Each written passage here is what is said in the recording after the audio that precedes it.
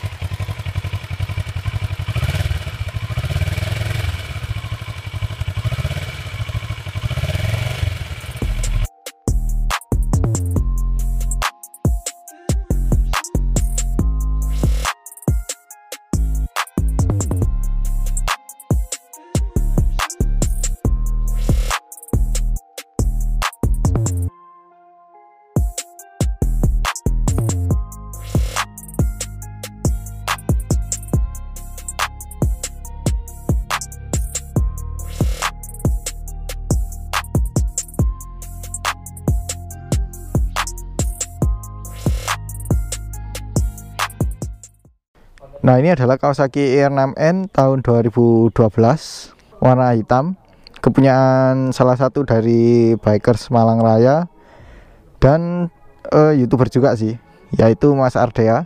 Nanti di follow Instagramnya dan juga channel YouTube-nya di subscribe.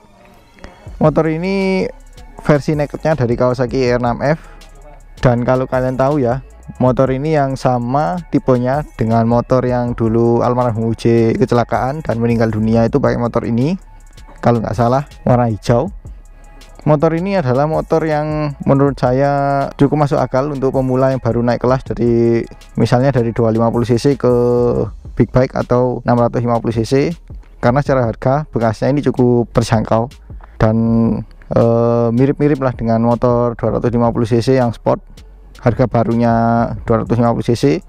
Nah, di sini ada beberapa modifikasi yang dilakukan oleh pemiliknya. Yang pertama, dari lampunya ini sudah diganti pakai LED. Kemudian dari stang sini ini dipakai holder untuk handphone. Kemudian di sini ada bracket untuk ini ya, tank bag atau tas yang ditaruh di atas tangki. Di sini ada crash bar, kemudian lampu sorot warnanya kuning, dan juga ada klakson dari Hella stereo yang tipe disc. Lalu di sini ada bracket box, side box ya, yang pasti. Di sini belnya dilepas, diganti pakai bracket seperti ini. Dan untuk lampunya yang belakang ini pakai 3-in-1. Karena sen yang standarnya ini kan dia nggak cukup kalau dipakai box, jadi dilepas dan diganti pakai 3-in-1. Oke, sekarang kita lihat secara desain ya. Desainnya ini menurut saya lebih cocok untuk ER6 series, karena kelihatan lebih ini sih, lebih kurus. Daerah sini aja yang kelihatan lebar. Kalau dari depan seperti ini. Untuk bagian lampunya juga saya suka sih, bentuknya itu nggak terlalu kaku, cuman kesan apa ya, big bike-nya itu terasa sekali. Untuk sennya ini sama dengan yang ER6F. Yang ER6F itu kan dia menempel, cuman ini modelnya dia keluar seperti ini. Terus di sini ada visor atau windshield, bukan windshield ya, windshield atau visor sih ini. Ya pokoknya itulah, atau cover speedometer, bentuknya kecil, dan ini ada stikernya N250R Malang. Lalu kita ke kaki-kaki. Untuk suspensi yang depan ini pakai teleskopik, cuman bagusnya di sini itu di sini dikasih cover atau penghalang, jadi kesannya motor ini lebih kekar gitu. Tuh, suspensinya terlihat dari belakang. Ini diameternya 41 mili. Lalu untuk bannya sudah diganti sama yang punya, pakai Michelin Pilot Road 4 dengan ukuran 120/70 ring 17. Jadi ukurannya sama dengan bawaannya atau standarnya. Kemudian velgnya seperti ini, bentuknya itu Y palangnya. Lalu untuk pengereman ini juga sama persis dengan ER6F, pakai double disc kanan dan kiri, dan juga ada kalipernya dari Tokicho. Itu per kalipernya ada 2 piston, jadi kanan dan kiri kalau di total jadi 4 piston ya. Kemudian kalau dari tengah seperti ini ya, dari tengahnya itu lebih kelihatan terbuka, dan jadi mesinnya itu kelihatan sekali ya kalau besar, sangat besar sih. Nah, untuk spesifikasinya saya akan jelaskan melalui narasi berikut ini. Oke, sekarang saya akan bahas spek mesin Kawasaki ER6N ini. Kapasitas mesinnya 649 cc, 2 silinder, DWC 8 klep, berpendingin air. Diameter kali langkah 83 x 60 mm.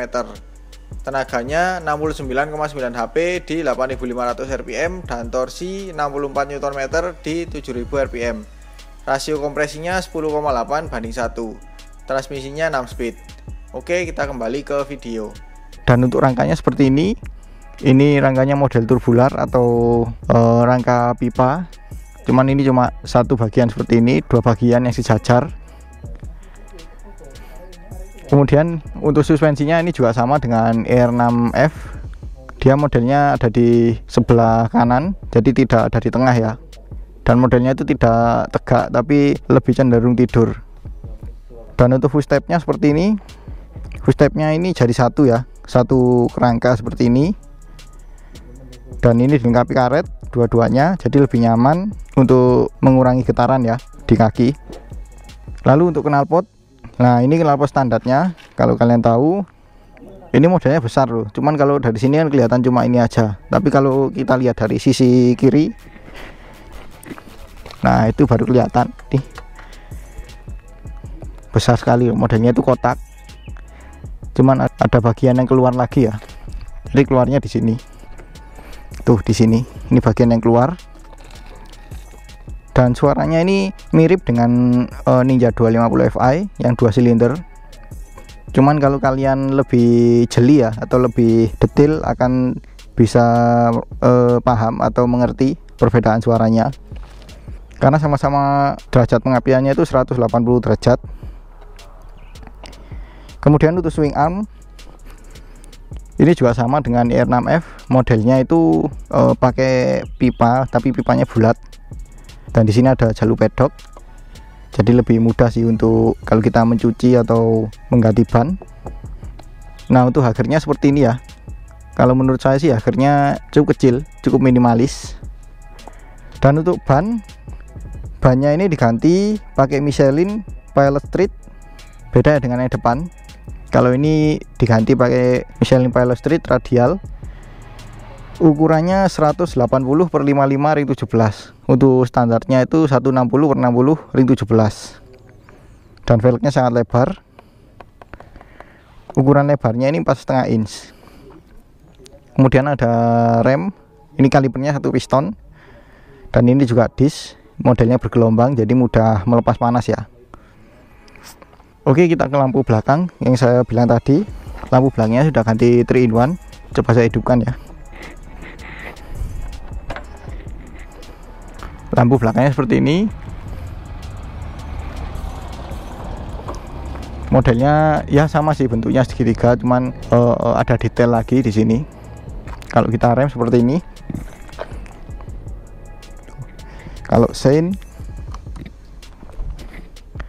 nah hasilnya seperti itu. Jadi cukup oke.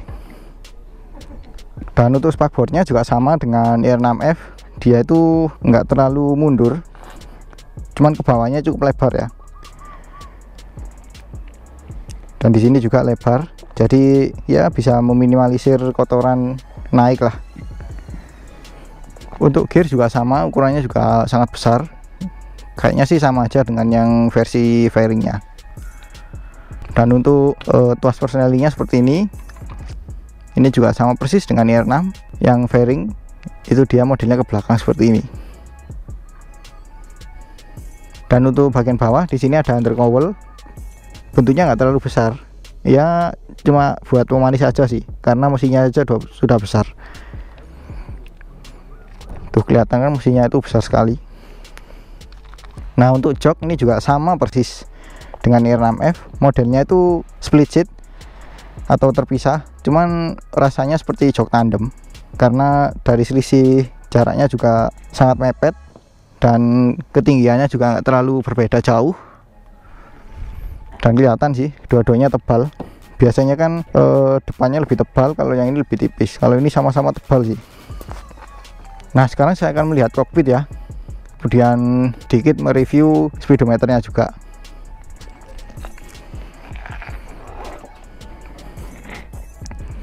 Nah untuk kokpitnya seperti ini. Pertama dari tangki, ini juga bentuknya sama persis, cuman beda di depannya saja sih, sama yang versi IR6F. Dan ini tidak terlalu lebar, cuman cenderung tinggi, dan kapasitasnya 16 liter. Kemudian untuk kuncinya juga sama dengan IR6F seperti ini. Nah untuk stangnya seperti ini ya. Kalau di sini kelihatannya nggak terlalu lebar karena yang bagian bawah sini cukup lebar ya serutnya.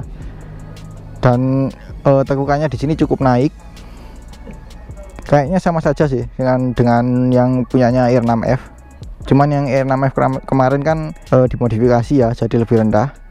Kayaknya sih sama aja seperti ini. Tapi di sini kelihatannya lebih lebih sempit, nggak terlalu lebar. Dan untuk spionnya ini spion standar Kawasaki. Ya sangat oke lah. Cuman tangkainya terlalu tinggi sih menurut saya. Tapi ukuran spionnya sendiri cukup besar, ya nggak masalah. Cuman tangkainya aja sih yang terlalu tinggi. Kemudian dari tabung minyak rem ini juga besar, sama dengan IR6F dan bentuknya Z800. Remnya di sini ini bisa di setel sesuai dengan jangkauan tangan kita atau jari kita. Kemudian untuk tombol-tombol di sebelah kanan ada engine kill switch dan juga starter. Untuk sebelah kiri ini ada pass beam, lampu dekat dan jauh, hazard, dan juga sein serta klakson. Dan di sini ada modifikasi lagi ya untuk voltmeter dan juga ini mungkin slot USB atau lighter mungkin. Kalau dibuat untuk mengecas handphonenya taruh sini, nanti colokan cas-casannya di sini.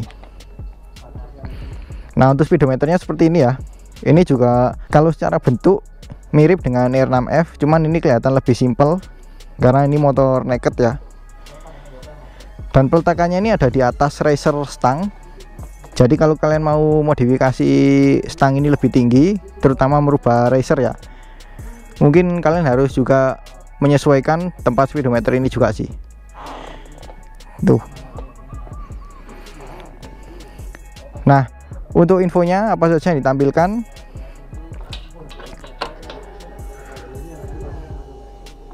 Nah di penunjuk analog sini itu ada penunjuk putaran mesin, dan di sini ada lampu cek engine. Kemudian di bawah ini satu layar ya, tidak ada sekat seperti di IR6F. Di sini ada penunjuk sisa bahan bakar, penunjuk kecepatan yang kita bisa rubah dari kilometer per jam atau bisa jadi mil per jam. Kemudian di sini ada indikator eco, kalau kalian tahu. Tuh eco. Kemudian di sini ada odometer, di sini ada jam. Kemudian di sini ada lampu. Ini kata yang punya ada dua fungsi sih, lampu indikator oli kalau sudah naik dan juga lampu indikator kalau overheat. Dan di sini ada penunjuknya, di sini ada indikator oli kalau sudah naik dan sebelahnya ini ada indikator aki. Cuma nanti kalau misalnya overheat muncul indikatornya di sini di bawah kilometer per jam. Dan untuk lampu indikator lain di sini ada sein kiri dan sein kanan. Kemudian di sini ada tombol. Ada dua di kanan kiri, select dan reset ya. Di sini ada indikator netral dan lampu jauh. Nah untuk odometer ini kita bisa rubah melalui tombol select di sini. Di sini ada trip A, trip B, konsumsi bahan bakar liter per 100 km. Kemudian average-nya ini 4,3 liter per 100 km. Jadi kalau kita konversikan ke kilometer per liter segini ya. Lalu di sini ada range. Kemudian ke balik odometer lagi. Ini odometernya sudah sangat banyak ya, 90.240 km. Karena ini saya punya dipakai harian juga, dipakai touring juga. Jadi motor apa ya, serbaguna lah. Ya mungkin itu aja sih review saya mengenai Kawasaki ER6N tahun 2012 ini. Untuk test rate nya saya akan buatkan di video selanjutnya ya. Untuk itu kalau kalian suka dengan video ini jangan lupa di like. Kalau ada pertanyaan, kritik atau saran silahkan komen di bawah. Share juga ke sosial media kalian apabila video ini bermanfaat. Jangan lupa subscribe untuk mengikuti video-video terbaru dari saya. Nyalakan juga tombol loncengnya untuk mendapatkan notifikasi video terbaru dari saya. Follow juga Instagram saya di @mojanterus38. Terima kasih telah menonton dan sampai jumpa di video selanjutnya.